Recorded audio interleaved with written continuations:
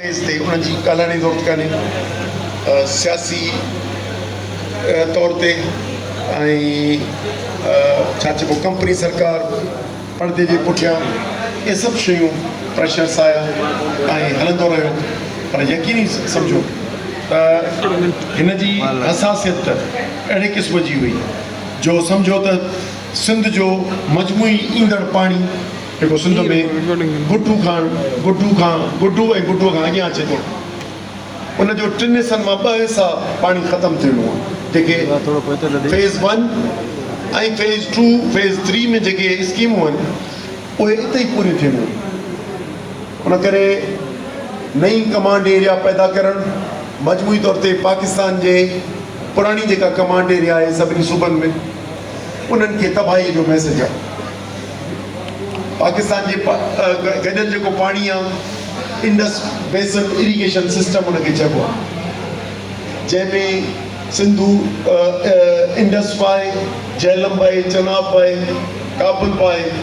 ऐं ॿियूं जेके मींहनि जा ॿिया बि नंढियूं नंढियूं अथसि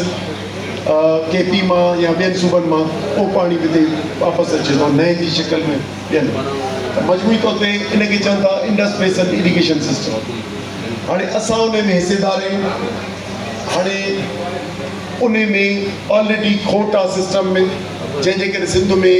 हमेशह पोयनि 30 साल खां वठी वाराबंदी थी आहे ऐं वाराबंदीअ जो सबबु ग़लति वधीक इरिगेशन कैनाल ठही वञणु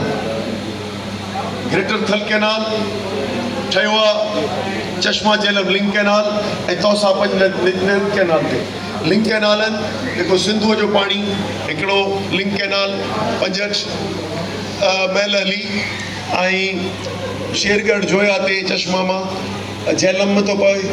ऐं हिकिड़ो तौसा मां चनाब में पवे थो ऐं पोइ मथे स्कीमूं जेके आहिनि इंडस जो पाणी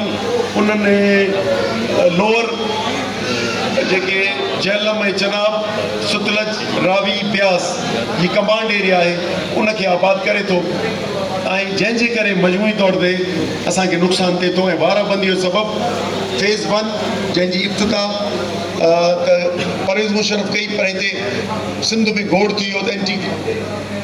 canal action committee anti greater थल कैनाल एक्शन कमेटी ठही जंहिं घोड़ कयो उहो कमु पूरो न करे सघियो पर 2008 ऐं 10 जे विच में उहो फेज़ 1 शुरू थियो उनजी आउं वियुसि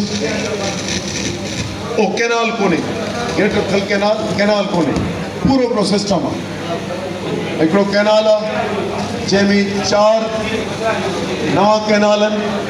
माना हिकिड़ो वॾो वाह राइस कैनाल त कुझु बि कोन्हे इन खां हिकिड़ा ऐं उन मां वरी 4 निकिरंदा आहिनि चैनी जो फ्रेम ठहिया पिया आहिनि गेट्स ठहिया पिया आहिनि 100 मीटर ठहिया पिया आहिनि जंहिंमें हिकिड़ो जेको आबाद करण वारा इलाइक़ा सभु बारियासा इलाइक़ा लैया खुशाब बखर ऐं मुज़फ़रगढ़ ऐं जंग